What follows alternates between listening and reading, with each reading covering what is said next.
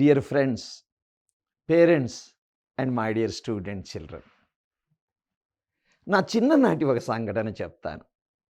మా ఊర్లో పంచాయతీ ఎలక్షన్స్ వచ్చినాయి.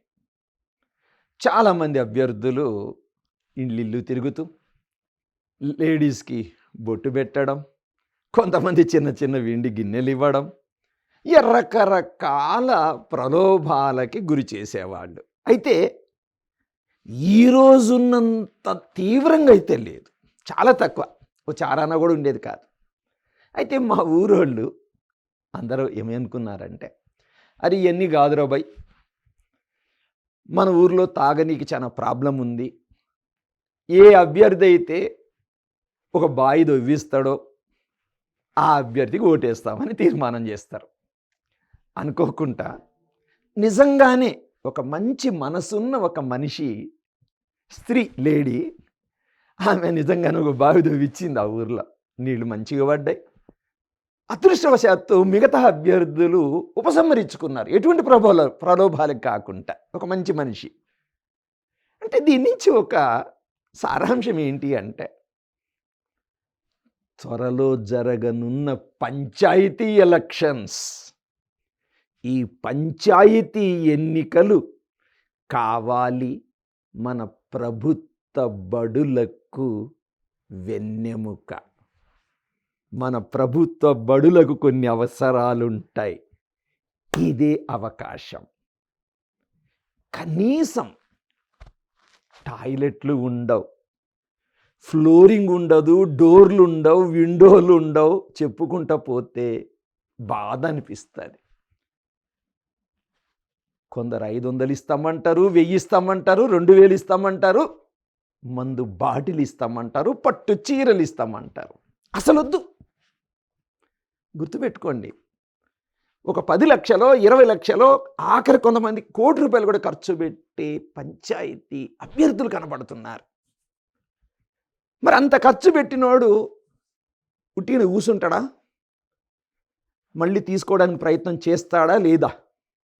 అంటే మన ఊరు అభివృద్ధి దెబ్బతింటదా లేదా? దానికి కారణం ఎవరు? ఆ అభ్యర్థి కాదు, మనము. ఒక్కటే ప్రతిన, మన ప్రభుత్వ స్కూలు యొక్క కనీస అవసరాలు, టాయిలెట్ల కాడ్నుంచి, తాగునీరు కాడ్నుంచి, కనీస గదులు, ఒక ఫ్యాను, టీచర్ అమ్మ కూర్చోవడానికి చక్కని టేబులు, కుర్చీలు, ఇంకా చెప్పుకుంటూ పోతే ఎన్నో ఉన్నాయి. ఎవరైతే ఇవి చేస్తారో, చేస్తామని 100 రూపాయల బాండ్ పేపర్ మీద సంతకం చేయడమే కాకుండా కొంతమందితోటి సాక్షి సంతకాలు తీసుకుంటారో, చేయని పక్షంలో మేము రిజైన్ చేస్తాం అని గ్రామ సభలో ఒప్పుకుంటారో, అటువంటి వారికే మీ ఓటేయండి. ఈ పంచాయతీ ఎలక్షన్స్ని దయచేసి మనం ఒక ఆయుధంగా మలుచుకోవాలి. మన గ్రామ అభివృద్ధి కోసం. పిల్లలు, మీకు కూడా చెప్తా, ఎవరన్నా దయచేసి చిన్నపిల్లలు, స్టూడెంట్సు ఈ వీడియో చూసే భాగ్యం కలిగితే మీ అమ్మా నాన్న కాళ్ళు పట్టుకోండి. అమ్మ, ఓటు ఎవరికి వేయాలో మీరు చెప్పండి. మా స్కూల్కి ఎవరైతే సహాయం చేస్తారో వాళ్ళకే ఓటేయమ్మా అని కాళ్ళు పట్టుకోండి. లేదంటే అన్నం తినడం మానేయండి. ఒక విధమైన ప్రొటెస్ట్, పిల్లలు, ఒక విధమైన ప్రొటెస్ట్, నిరసన అమ్మా నాన్నతో చేయండి. మీ ఓటు ఎవరైతే మన గ్రామ అభివృద్ధికి, కనీసం మన ప్రభుత్వ పాఠశాల బాగు కోసం ప్రామిస్ చేయడం కాదు, నిజంగా చేస్తారో, అసలు ఇప్పుడే స్టార్ట్ చేస్తారో వాళ్ళకే మీ ఓటేయండి. నేను చెప్పేది చట్టబద్ధం కాకపోవచ్చు, ఐఎమ్ సారీ.